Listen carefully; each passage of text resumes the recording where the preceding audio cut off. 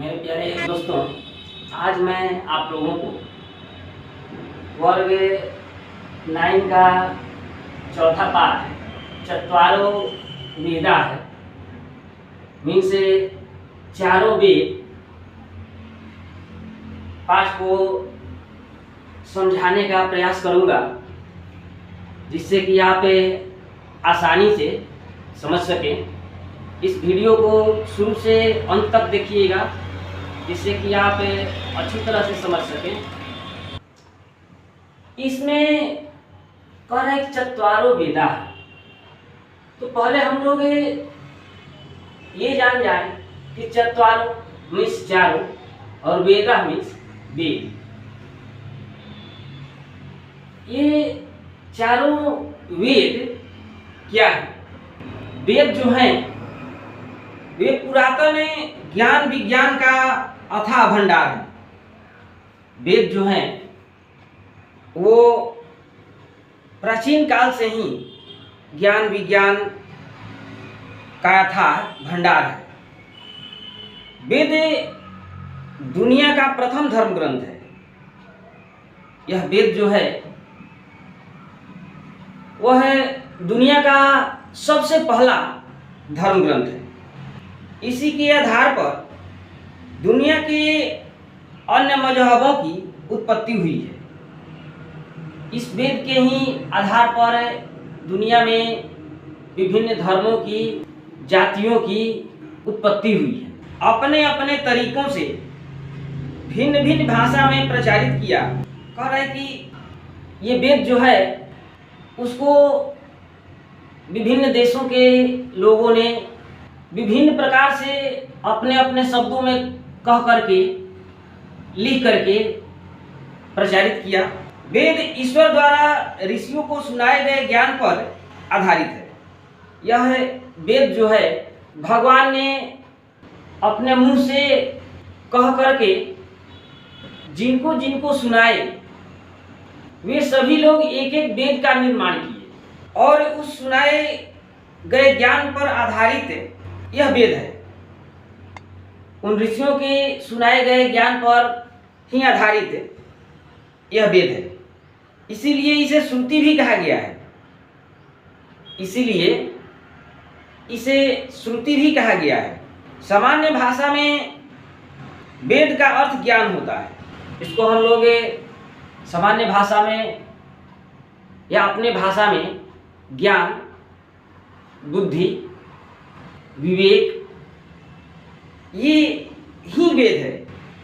इस वेद में जितने भी पुरातन ज्ञान विज्ञान, यह वेद जो है वह पुरातन ज्ञान विज्ञान का अथाह भंडार। यह वेद जो है ये हमारे जितने भी आवश्यकता है, हमारी जितनी भी आवश्यकताएं हैं, उन सभी को पूरा करने के लिए इसने सारे समाधान दिए हुए। इसमें मानव की हर समस्या का समाधान है।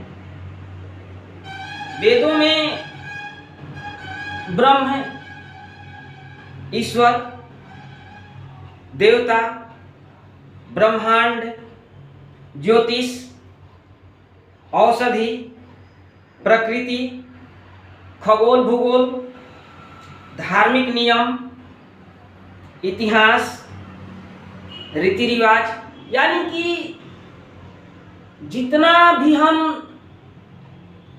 अपने जीवन को सही करने के लिए प्रयास करेंगे, उतना उसमें बताया गया है कि आप अपने जीवन को किस प्रकार से अच्छे रख सकते हैं। इसमें लगभग सभी विषयों के बारे में, सभी चीज़ों के बारे में बताया गया है। ये सभी विषयों से संबंधित ज्ञानों से भरा पड़ा है।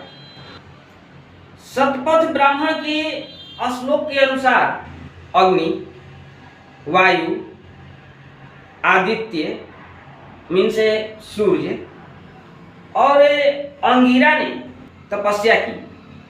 अब फिर आप कहेंगे कि अब ये अग्नि, वायु, आदित्य और अंगिरा, ये कौन थे? तो यही वो चार व्यक्ति थे जिनको भगवान ने, ईश्वर ने, ब्रह्मा ने अपने उपदेश दिए थे, और उन्हीं उपदेशों को मनन करके, तपस्या करके ये चारों लोग चार वेदों का निर्माण किए। ये चारों लोग मिलकर के चार वेदों का निर्माण किए। इसमें अग्नि, वायु, आदित्य और अंगिरा ने तपस्या की और ऋग्वेद, यजुर्वेद, सामवेद और अथर्ववेद को प्राप्त किया। ये सभी लोग तपस्या किए, मनन किए, और उस मनन के बाद अपना अपना विचार ये इस चार वेदों में दिए। प्रथम तीन वेदों को अग्नि, वायु, सूर्य को जोड़ा जाता है। प्रथम जो तीन है वो तीनों अग्नि, वायु और सूर्य से जोड़ा जाता है। और संभवतः अथर्ववेद को अंगिरा ऋषि से उत्पन्न माना जाता है, यानी कि अथर्ववेद को अंगिरा ऋषि जो थे इसको उत्पन्न किए थे, इसकी रचना किए थे। किसी किसी वेदों में या किसी ग्रंथ में या हम लोग ये सुनते भी हैं कि ब्रह्मा जी के चारों मुखों से ही चारों वेदों की उत्पत्ति हुई थी, ये भी मिल जाता है। कह रहा है कि वेद शब्द जो है संस्कृत भाषा के विद धातु से बना है। यह वेद शब्द जो है वो संस्कृत भाषा के विद धातु से बना है। वेद को श्रुति भी कहा जाता है। वेद को श्रुति भी कहा जाता है। श्रु धातु से श्रुति शब्द बना है। श्रु धातु से श्रुति शब्द बना है। वेद शब्द संस्कृत भाषा के विद धातु से बना है। इस तरह है वेद शब्द का शाब्दिक अर्थ होता है ज्ञान। वेद का शाब्दिक अर्थ क्या होता है? ज्ञान। वेद प्राचीन भारत का बहुत ही पवित्र साहित्य है। वेद जो है वो प्राचीन भारत का बहुत ही पवित्र साहित्य है, जो कि हिंदुओं का प्राचीनतम ग्रंथ है, जो कि हिंदुओं का सबसे पुराना धर्म ग्रंथ है। वेदों के मंत्रों को ईश्वर ने प्राचीन ऋषियों को सुनाए थे, और उनके सुनाए गए ज्ञान पर आधारित इस वेदों की रचना की गई है। इसलिए वेद को श्रुति भी कहा जाता है। श्रु धातु से श्रुति शब्द बना है। श्रु का अर्थ है सुनना, और श्रु का अर्थ क्या होता है? सुनना, यानी कि उसको सुन करके और लिखे। सर्वप्रथम ईश्वर ने चार ऋषियों का इसका ज्ञान दिया: अग्नि, वायु, अंगिरा और आदित्य। वेद से हमें ब्रह्म, देवता, प्रकृति, ब्रह्मांड, ज्योतिष, भूगोल, गणित, औषधि आदि बहुत से विषयों के बारे में ज्ञान प्राप्त होता है। वेद चार प्रकार के बताए गए हैं। वेदों की संख्या जो है वो चार प्रकार की है, और चारों वेदों के चार चार भाग हैं। ऋग्वेद, चारों वेद हैं: ऋग्वेद, यजुर्वेद, सामवेद और अथर्ववेद। ऋग्वेद में 10 मंडल, 1028 सूक्त एवं 10,552 मंत्र हैं या ऋचाएं हैं। ऋचाएं को मंत्र कहिए, श्लोक कहिए, 10,552 ऋचाएं हैं। ऋग्वेद के 10वें मंडल में पुरुष सूक्त में वर्णों की उत्पत्ति का उल्लेख हुआ है। ऋग्वेद के 10वें मंडल में पुरुष सूक्त में वर्णों की उत्पत्ति का उल्लेख हुआ है। 10वें मंडल में जो पुरुष सूक्त है उसमें बताया गया है कि वर्ण की उत्पत्ति किस तरह से हुई है। तथा ऋचाओं गायन को ही सम कहते हैं, और जो ऋचाओं का गायन है, जो श्लोकों को हम लोग गा करके पढ़ते हैं, उसी गायन को ही साम कहते हैं। उस गायन को क्या कहते हैं? साम कहते हैं। ऋग्वेद में इंद्र के लिए 250 तथा अग्नि के लिए 200 ऋचाओं की रचना की गई है। ऋग्वेद के 9वें मंडल में देवता सोम का उल्लेख किया गया है। यजुर्वेद जो है वह गद्य और पद्य दोनों में है, यानी कि श्लोक में भी है और कहानी में भी है। इस प्रकार से यदि देखें तो वेदों के 6 अंग हैं। अंग मीन्स भाग। वेदों के 6 अंग होते हैं। कौन कौन? शिक्षा, कल्प, निरुक्त, व्याकरण, छंद और ज्योतिष। वेदों के 6 अंग कौन कौन हैं? शिक्षा, कल्प, निरुक्त, व्याकरण, छंद और ज्योतिष। तो इस चत्वारों वेदा में चारों वेदों के बारे में बताया गया है और कहा गया है कि हमारी प्राचीन संस्कृति वेदों में सुरक्षित है। हमारी प्राचीन संस्कृति जो है वो वेदों में सुरक्षित है। संसार के सारे प्राचीन साहित्य वेदों में पाए जाते हैं।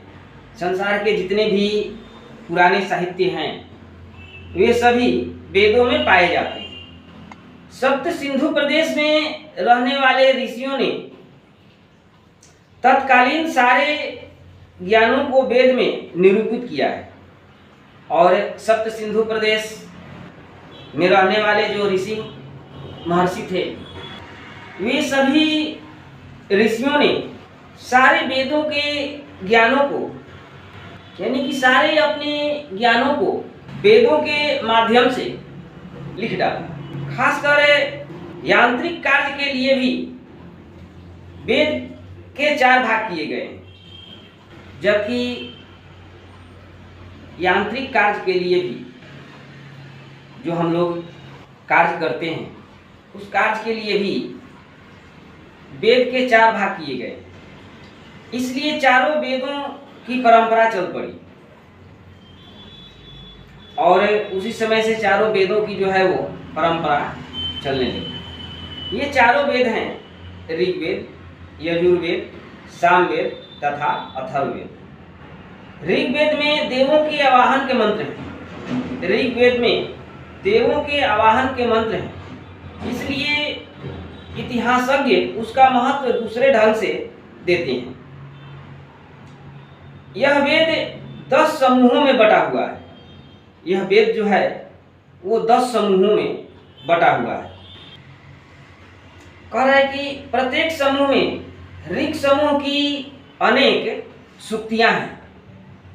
सूक्तियों में देवता, ऋषि तथा छंद अलग है। संपूर्ण ऋग्वेद में 1028 सूक्तियां तथा 10,552 मंत्र हैं। ऋचा को ही मंत्र भी कहते हैं। ऋचा को ही मंत्र भी कहते हैं। ऋग्वेद में देवताओं के आवाहन के मंत्र कर्मकांड में उपयोग होते हैं। हर एक ऋग्वेद में देवताओं के आवाहन के मंत्र जो हैं वो कर्मकांड में उपयोग होते हैं, बोले जाते हैं। यजुर्वेद शुक्ल एवं कृष्ण 2 रूपों में है। यजुर्वेद जो है वो शुक्ल यजुर्वेद और कृष्ण यजुर्वेद इस प्रकार के नाम से है। प्रायः उत्तर भारत में शुक्ल यजुर्वेद ही प्रचलित है और उत्तर भारत के लोग शुक्ल यजुर्वेद को ही अधिक पसंद करते हैं। उसमें 40 अध्याय है अध्यायों में अनेक गद्य तथा पद्य के मंत्र हैं। उनमें मुख्यतः अनेक प्रकार के यज्ञादि के नियमों को बताया गया है। यजुर्वेद का अर्थ ही यज्ञ वेद होता है। यजुर्वेद का अर्थ ही यज्ञ वेद होता है। प्रचलित यजुर्वेद में 1975 मंत्र हैं। प्रचलित यजुर्वेद में 1975 मंत्र हैं। यज्ञादि कार्य में वैदिक मंत्रों का उपयोग व्यापक रूप में होता है और यज्ञादि कार्य में वैदिक मंत्रों का उपयोग जो है वो हमेशा होता है। सामवेद में प्रायः ऋग्वेद के ज्ञेयात्मक मंत्र संकलित हैं और सामवेद में अधिकांशतः ऋग्वेद के जितने भी गाने लायक मंत्र हैं वे दिए गए हैं। इसका उद्देश्य यज्ञों में आहूत देवताओं को प्रसन्न करना होता है। इस वेद का कार्य यही है कि जो भी देवता आए वे सभी प्रसन्न हों और सभी देवता प्रसन्न हों, यानी कि सभी लोग प्रसन्न रहें, इसका यही उद्देश्य है। इसी कारण सामवेद के पाठ करने वालों को वैदिक या वेद पाठी कहा जाता है।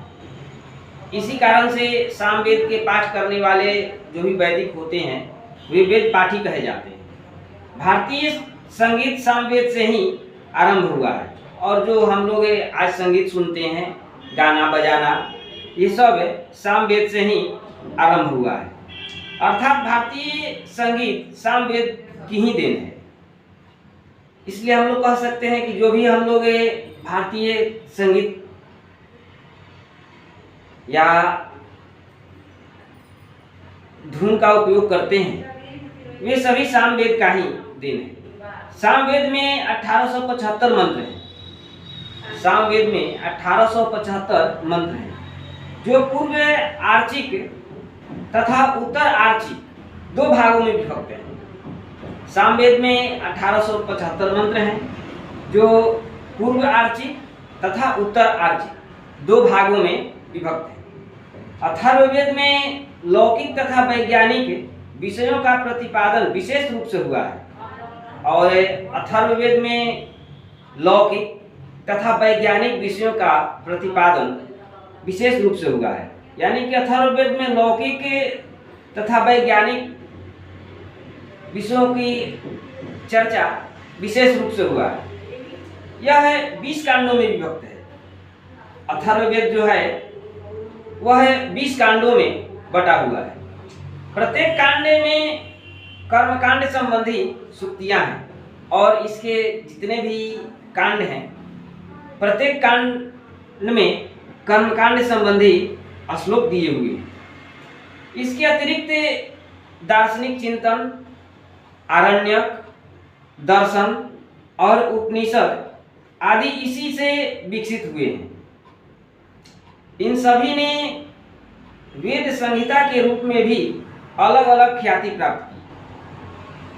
शिक्षा, कल्प, व्याकरण, निरुक्त, छंद तथा ज्योतिष ये 6 वेदों के अंग के रूप में विशाल साहित्य भंडार को प्रस्तुत करते हैं। या ये सब मिलकर विशाल वैदिक साहित्य के रूप में विद्यमान है। ये सब मिलकर विशाल वैदिक साहित्य के रूप में विद्यमान है। तो इस तरह से आपका ये चत्वारो वेदा का फर्स्ट भाग समाप्त हुआ। इसे देखकर लाइक, सब्सक्राइब, शेयर, कमेंट जरूर करेंगे। थैंक यू, धन्यवाद।